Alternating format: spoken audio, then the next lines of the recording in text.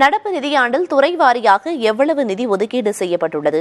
இது கடந்த நிதியாண்டை விட கூடுதலா குறைவா என்பதை வரைகலை மூலம் பார்க்கலாம். நாட்டின் பாதுகாப்பு துறைக்காக 6.2 லட்சம் கோடி ரூபாய் நடப்பு இடைக்கால பட்ஜெட்டில் ஒதுக்கீடு செய்யப்பட்டுள்ளது.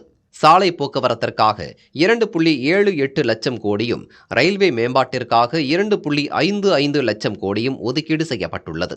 கடந்த நிதிநிலை அறிக்கையுடன் ஒப்பிடும்போது கூடுதலாகவே இவ்விரு துறைக்கும் நிதி ஒதுக்கப்பட்டுள்ளது.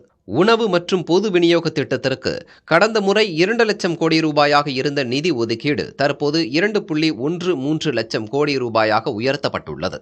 உள்துறை அமைச்சகத்திற்கு 2 லட்சம் கோடி ரூபாயும், ஊரக வளர்ச்சிக்கு 1.77 லட்சம் கோடி ரூபாயும் ஒதுக்கப்பட்டுள்ளது. ரசாயன மற்றும் உரத்துறைக்கு கடந்த முறையை விட குறைந்த, அதாவது 1.68 லட்சம் கோடி ரூபாய் நிதி ஒதுக்கீடு செய்யப்பட்டுள்ளது. தகவல் தொழில்நுட்பத்திற்கு 1.37 லட்சம் கோடி ரூபாயும், வேளாண் மற்றும் விவசாயிகள் நலனுக்கு 1.27 லட்சம் கோடி ரூபாயும் நிதி ஒதுக்கீடு செய்து மத்திய அரசு அறிவிப்பு வெளியிட்டுள்ளது.